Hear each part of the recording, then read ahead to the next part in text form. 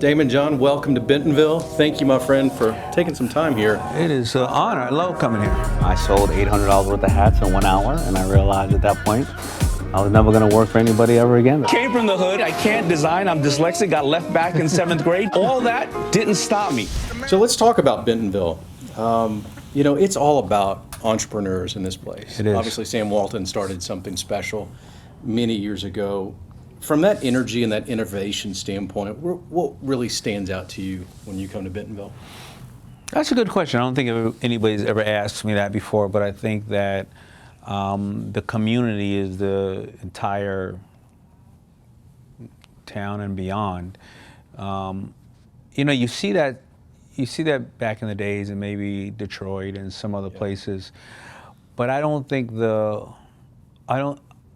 even when you're in there and they're working for big automotive, I don't think you thought of the independent entrepreneur the way you thought of it here, right? So it's kind of like we're part of a huge community, but each individual, we can all be what Sam wanted us to be. I think that's what the beauty is here.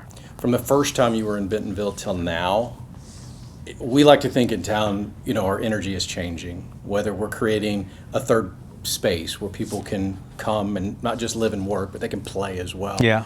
But from that business standpoint, from the first time you were here in Bentonville till now, have you seen a spike in the energy? I think so, but I mean, that's a mixture of changing as a person myself. Sure. And changing of the times. I think the first time I called on Walmart, it was 98, I think. So I've been coming here for a long period of time. And I think I was so busy just trying to make it that I was happy to even get a meeting.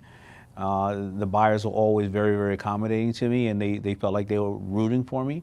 I think now when you come here, you don't think about the buyer, you think about the families. The buyer represents a family, right? It represents somebody who has relocated, come here, or existed here and said, this is the greatest place ever.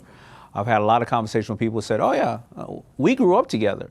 Meaning that, again, go back to this community. So I think, you know, maybe I'm a little bit more grown up as well. And maybe things have changed, but guess what? Maybe they've been the same all the time, and that's why it's such a great company and great place. Being at the Walmart campus is kind of an old hat for Daymond. 2 years ago, we got a surprise appearance from the Shark Tank host.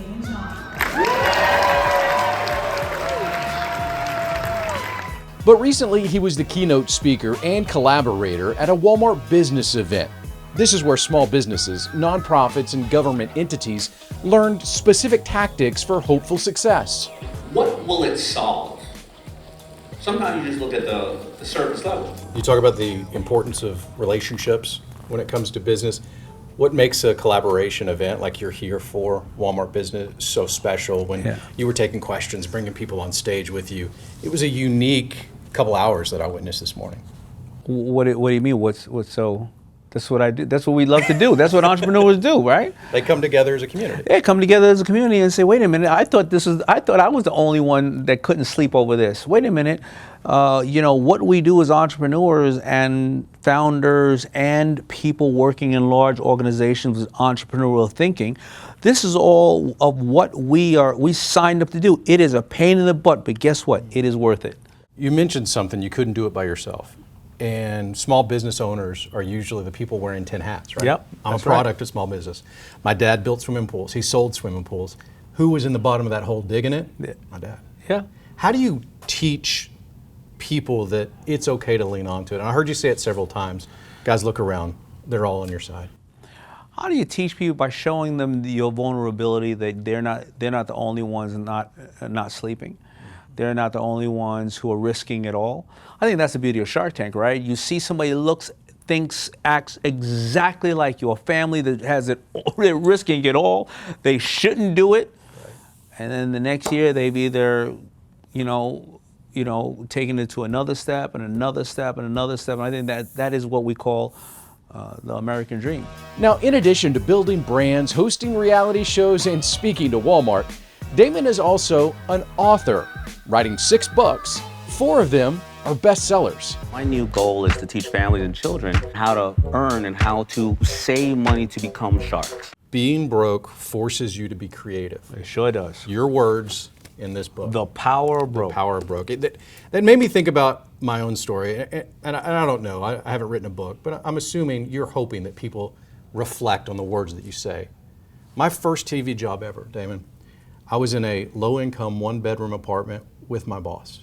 I slept with my head up against a refrigerator, scrounging change together to walk to the grocery store just to buy food. Yeah.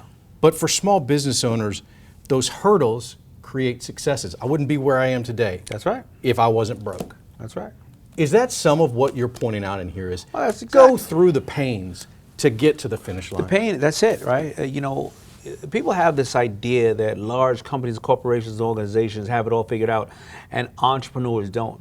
And if that was the case, well, then there would be Kodak and Blockbuster and BlackBerry and maybe Spirit Airline and Pier 1 and Toys R Us. They'd all be around. They don't have it figured out. But you know what? Entrepreneurs who are broke, they have to figure it out. I have this amount of people in my Rolodex because I'm a veteran, and I have highly trained people that know how to finish a job. I have this amount of hours. I have this education. I have $20. I have this group of friends. And so when you use those as your resources, as I said on stage, OPM, other people in Mindpower, Manpower, you know, manufacturing, marketing, mentorship, you can definitely make money off of other people's mistakes. When you use those as your resources and you don't hide behind the fact that I don't have enough money, I need to buy more, you get the job done. And that means when you bring somebody into your business to help you, if they're doing a bad job because you've done it before, you go, this is a bad job. They're doing a good job, they go, well, how can I double that? Because now you freed me up to do more. I'm going to finance the inventory, $200,000 for 17.5%. You have a deal. We'll take a deal. All right, let's go to another book. This book. We robbed the I library? got stuff. You went into the library and took everything? That's it. This one hit me as a dad, right? We've got families all over Bentonville. Yes. Daymond didn't have enough money to buy a poster.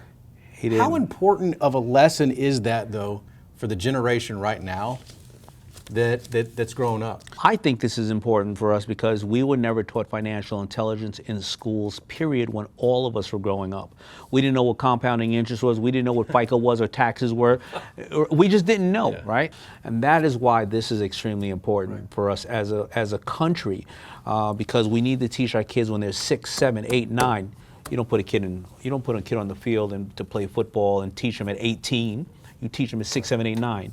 Right, so this is why I wrote the book, and it's been resonating with so many people, and I'm just trying to make sure people don't make the mistakes I made when I was a kid. Did I hear an interview that you did, I think it was in New York, where you're gifting your kids stock? I'm gifting all the kids in my life, God kids and everything else. What I do is I gift them, you know, if they're 7 years old, 8 years old, if they happen to like, you know, a Disney character, I'll buy them the Disney character, and then I'll also buy them a share in Disney. That's unbelievable. And then, you know, about 10 years later, I'll go, where are all the toys I bought you? I don't know. Where's all the stock I bought you? It's a book. How much is this worth? And to show them the value of it. Yeah. That's brilliant. That really resonated. When I was doing research for the interview, I was watching that. Yeah, and wait a minute. it's starting to, you know, work, because I talked about it on interviews before. I've been doing it for now about 8 years, and now some of the kids are like, wait a minute, what can I do with that? Yeah. You know? Before you go, when there's a FUBU movie made, who's playing you? Well, I don't know. I was thinking Michael B. Jordan, but... I see that resemblance. Yeah, no, 100%. Well, maybe Brad Pitt. I don't know. But Tyler Perry without the wig. A little shorter. I don't even know what to say. Daymond John, thanks for taking the time. All right, man. Thank you. Appreciate it.